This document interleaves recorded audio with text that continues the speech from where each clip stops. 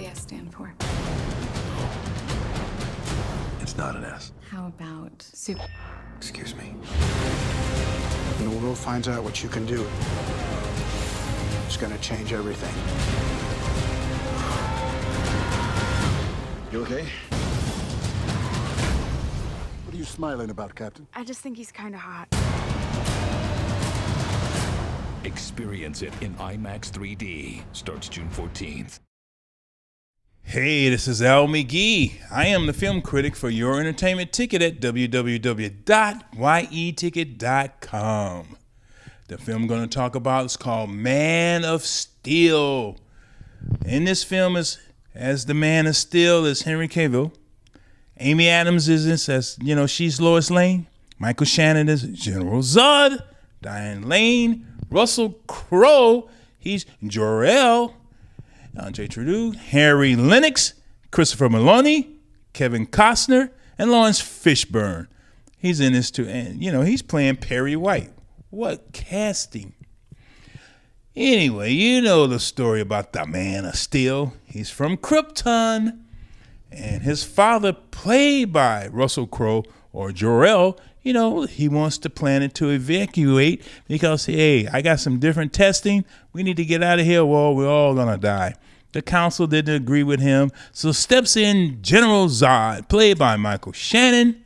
He kills the council. He wants to kill everybody else who stands in his way because in this film, the people of Krypton is genetically put together.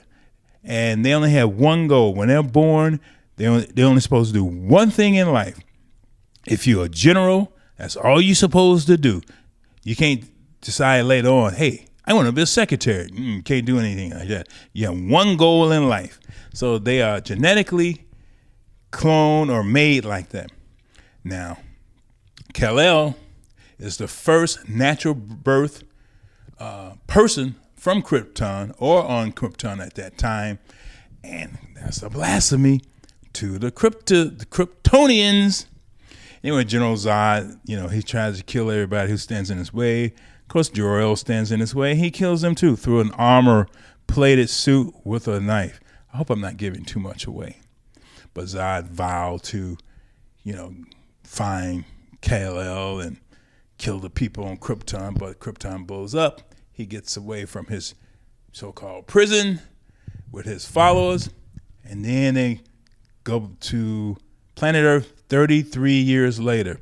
Isn't that kind of like a parallel with Jesus Christ and things like that? 33 years. Anyway, we find Kal-El on planet Earth after 33 years. And, you know, he's 33 years old. He's doing minimal jobs. He's saving some people, but it never came out about him being the Man of Steel. Then they flash back to when he was a kid and things like that.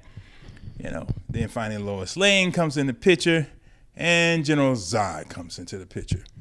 You know, General Zod wants to make planet Earth the new Krypton and let's get rid of the humans. But of course, the Man of Steel has to protect the humans. He's in love with the humans. Now in this movie too, no one really says Superman. And there's no printing of anything like that about Superman. Now, I had a few questions about this film. First of all, Amy Adams is Lois Lane? Well, okay, I can see the new type of Lois Lane. She's not like the old ones that I read and the old ones in the comic books and things like that, or in the old movies. She's a different type of Lois Lane, but I thought she's a little bit too old for this role, especially acting next to Henry Cavill as the Man of Steel, because she's about 10 years older than he is. And it really showed. And, you know, and why did he fall in love? Well, I don't know if he's in love with her, but they did kiss in this film. He had a choice of many other beautiful women. Also, will this film be too dark for kids? Will kids enjoy it? They probably will because they're used to the Batman series and, you know, and other super heroes movies. But will this be too intelligent for adults? Will it be too much information for people to follow in this film? because there's a lot to follow.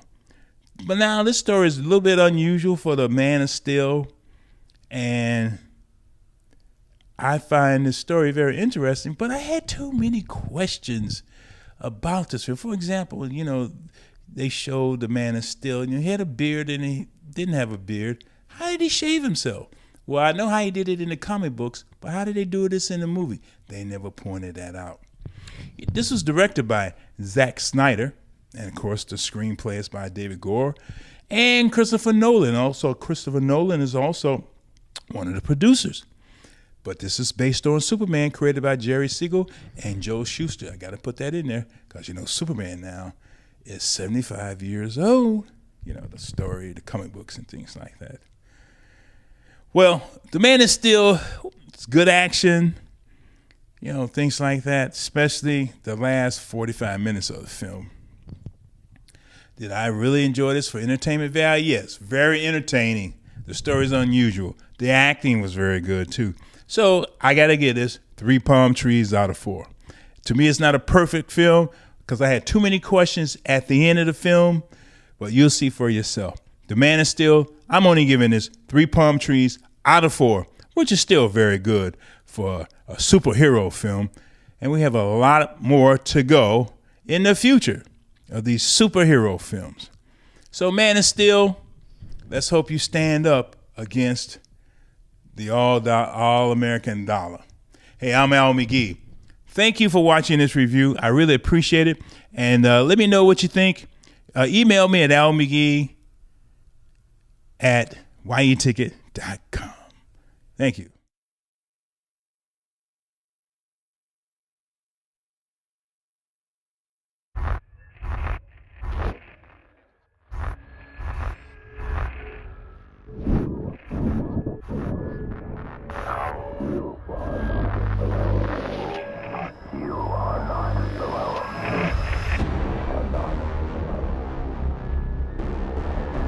My name is General Zod.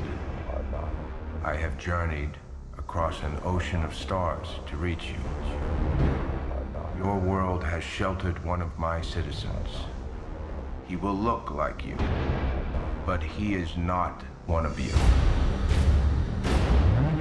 To those of you who know of his location, the fate of your planet rests in your hands. To Kal-El, I say this. Surrender within 24 hours, or watch this world suffer the consequences.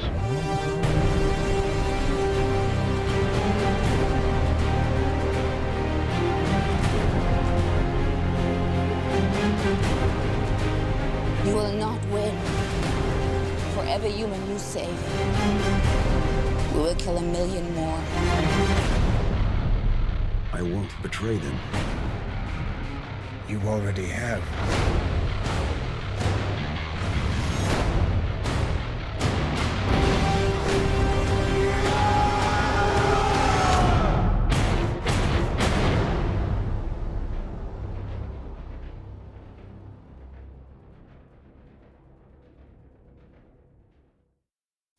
This is your entertainment ticket, latest and greatest.